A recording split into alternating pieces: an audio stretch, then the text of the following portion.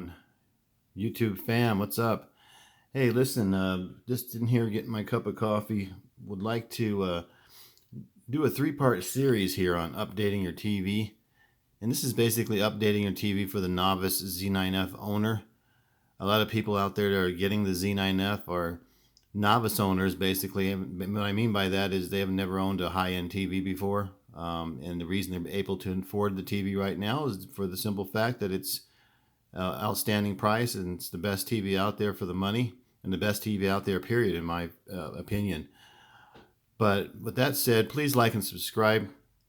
Hit that like button, much appreciated, as I always ask. The XBR65 A9F along with the Z9F, that's what this update is for. And this is a different way of updating your TV. Most of you guys are familiar with updating your TV via the online on the TV set there itself by just waiting for it to update with the automatic updates and just hitting OK, or just going to the automatic updates and hitting the button and letting it update itself. But with this way, you just basically put it on your USB drive.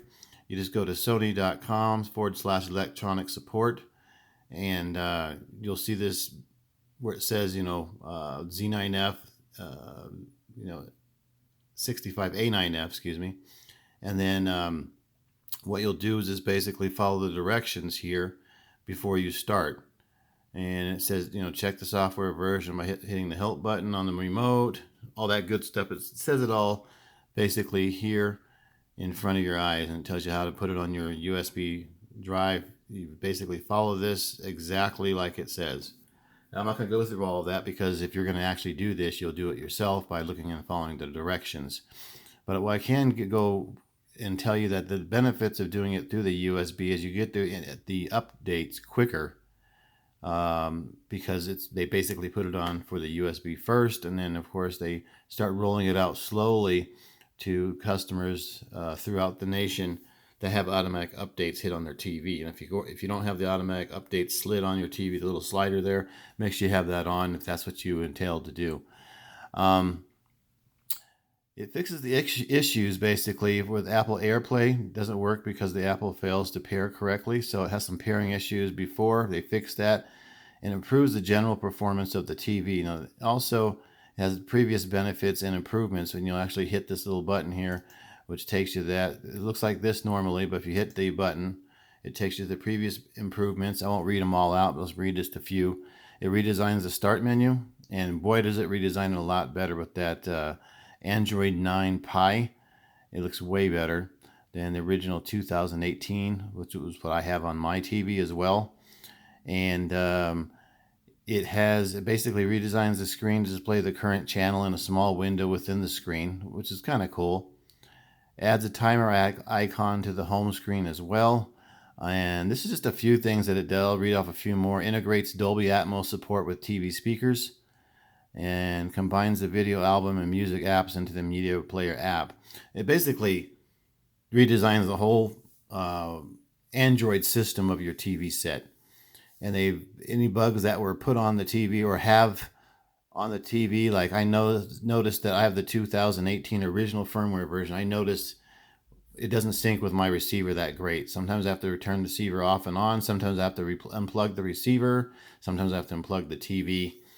And if you have a high-end system or just a regular receiver, you may notice this yourself. Sometimes, that doesn't bother some people, but it's getting to the point where it is starting to bother me now. I left the original firmware on here on purpose on my TV, just for the simple fact that I'd like to see the actual differences.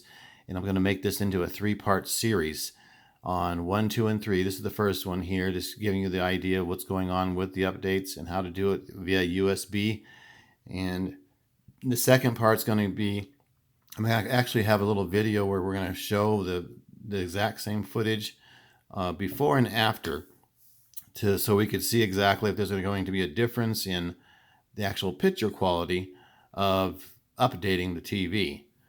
So looks like we got a video popping up here. So with that said, what we're going to do also is we're going to explain, the differences of the Dolby Vision.